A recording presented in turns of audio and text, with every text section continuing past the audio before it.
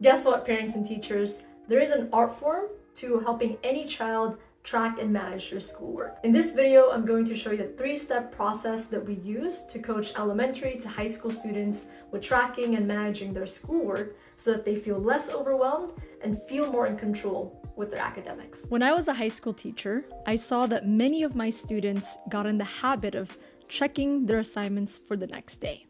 The problem with this strategy of tracking and managing your assignments for the next day or the day after is that their foresight is only very short term. They did not see what their upcoming assignments are at the end of the week. And if they have big assignments like a project, a test, a quiz, then they would often do it the night before. The other thing that I noticed that they did is that when they missed school because they were sick or a family emergency came up, then they had no way of knowing what their missing assignments are. Oftentimes, the result was that they would feel overwhelmed with their schoolwork and disengage because they missed a lot of content and they were not sure what was really happening in class. When this happens, it's very important to talk with your child or student in a one-on-one setting and apply the 3-step process called ASK.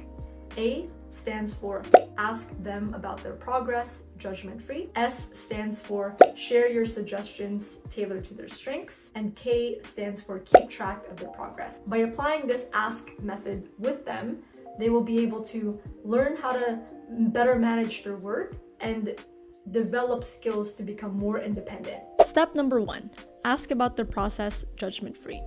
At this stage, you are putting on the curious explorer hat.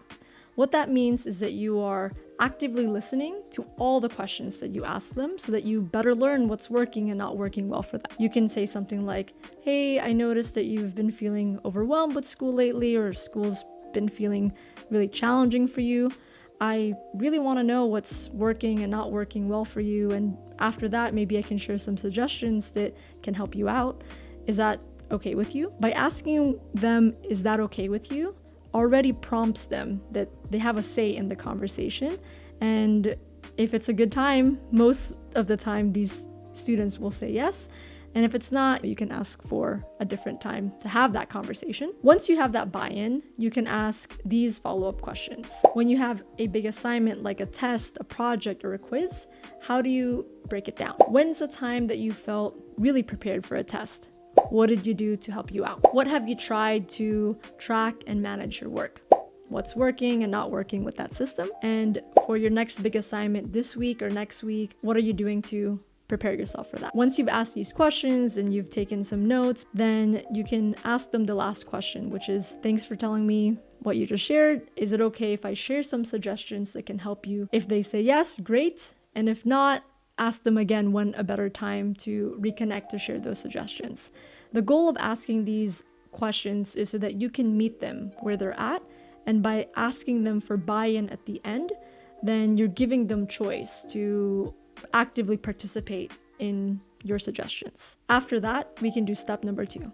Step number 2, share suggestions tailored to their strengths. From the previous step, you learned what works for them and what doesn't really work for them when it comes to tracking and managing their work. That's useful data for you to really customize how you introduce your suggestion to them based on what they like and what they don't like. For example, if they told you that they don't like carrying their physical planner or writing things in their physical planner, then that's a great opportunity to dive deeper and explore suggestions that works more for their strengths. If they told you that they like seeing their assignments on their phone or on their computer, something that you can suggest is an online tool like Google Calendar for them to easily see their assignments in a calendar view. When you try to share your suggestions with your child or your student, you can try the show, not tell approach. This means that if your student isn't familiar with that tool, go ahead and show them from the very start how to use that tool. For Google Calendar, show them how to add an event, how to view their events on a daily, weekly, monthly view, and really go deep with them, and you're modeling to them what it looks like. With that, let me go ahead and show you how I introduce Google Calendar to my students that are more tech savvy. Let's pretend that this stuffy is a student and their name is Shiba.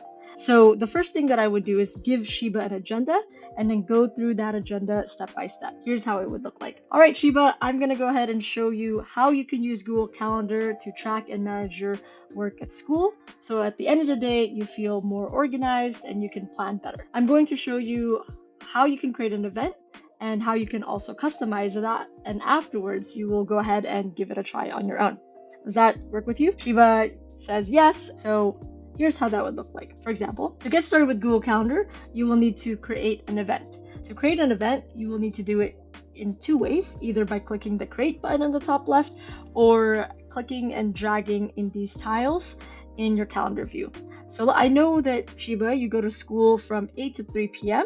So let's go ahead and just put a block for school by clicking, holding, and dragging it from 8 all the way to 3 p.m.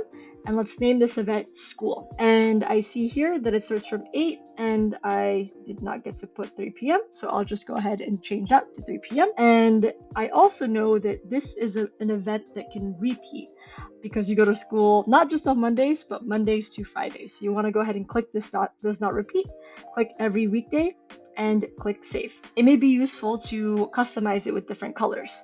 So Sheba, what's your favorite color? Sheba's like, I like blue. To customize this, you want to go ahead and right click the calendar event and click the color that you like. And if you want it to apply to just this event, you can click OK.